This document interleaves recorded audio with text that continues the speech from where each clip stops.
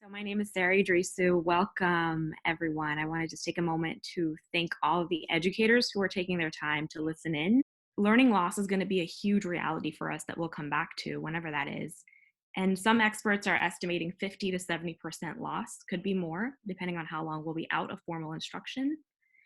And in this time of uncertainty, our mission stands clear that educators should be in the front lines of leading conversations on solutions to best understand how to ensure that our students get the best education possible, especially our most marginalized and vulnerable students.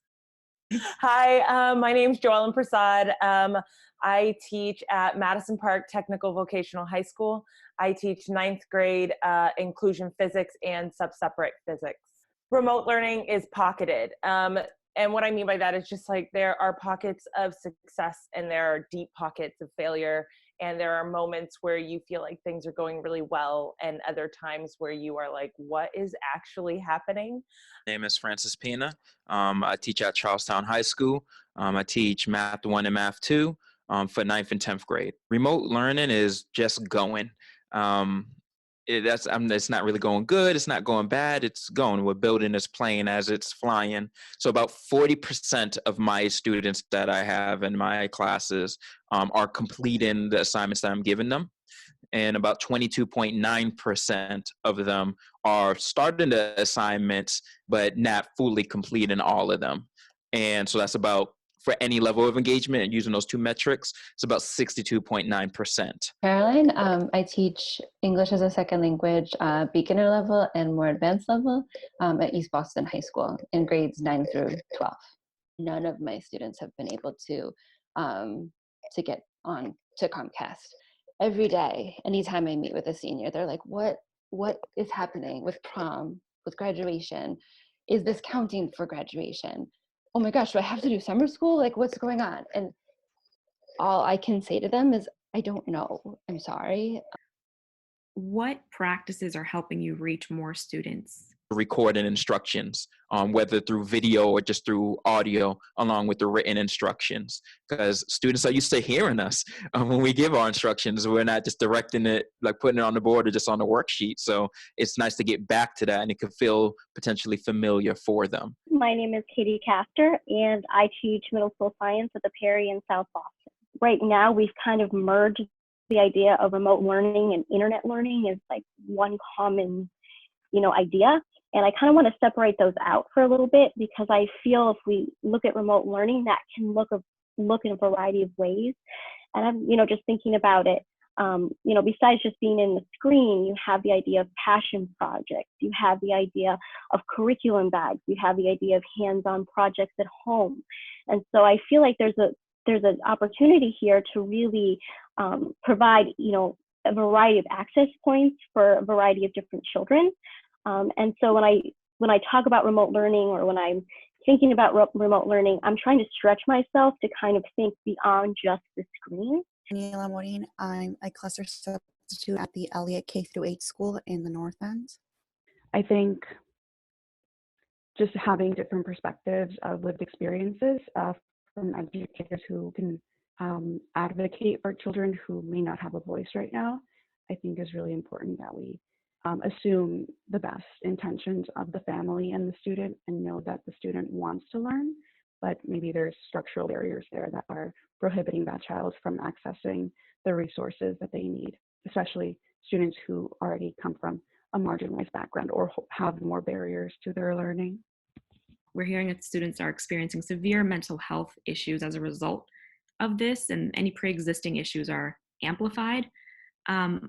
And I'm going to ask educators on the panel, what should we know about what your students are experiencing right now?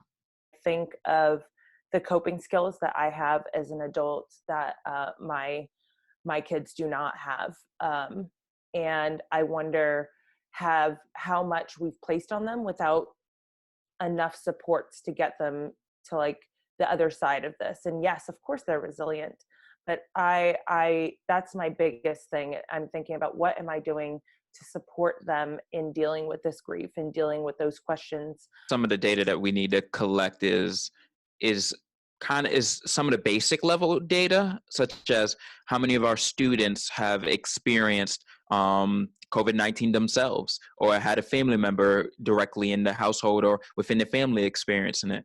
How many of them are experiencing death in the family and not being able to like do some of the basic things that we used to, of attending a funeral or going to see them before they pass? When we're thinking about socioeconomic status, population density, and pre-existing conditions, and all those Venn diagrams tend to have overlaps within Black and Brown communities, and that makes up the majority of at least Boston public schools. So we need to be thinking about that, and also getting data even from our own teachers who may be experiencing this loss ourselves.